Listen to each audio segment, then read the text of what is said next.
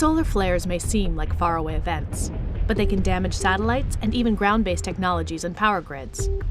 Every 11 years, as the sun reaches its maximum activity, they become bigger and more common, and that increases the chances that one will significantly affect Earth.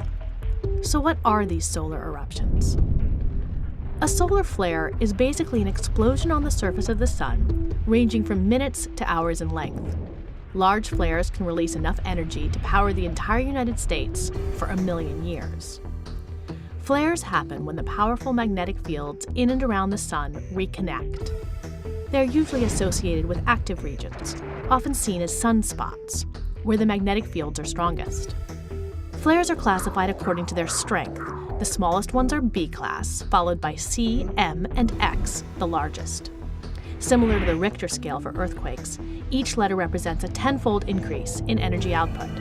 So an X is 10 times an M and 100 times a C. Within each letter class, there is a finer scale from 1 to 9. C-class flares are too weak to noticeably affect Earth. M-class flares can cause brief radio blackouts at the poles and minor radiation storms that might endanger astronauts.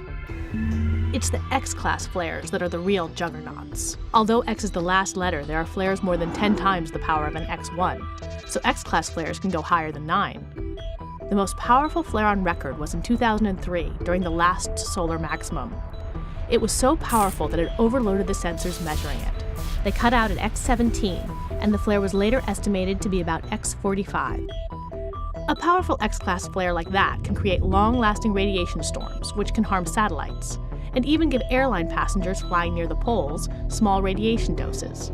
X flares also have the potential to create global transmission problems and worldwide blackouts. The seriousness of an X-class flare pointed at Earth is why NASA and NOAA constantly monitor the sun. NASA's heliophysics fleet of spacecraft can now see the sun from every side and in many different wavelengths.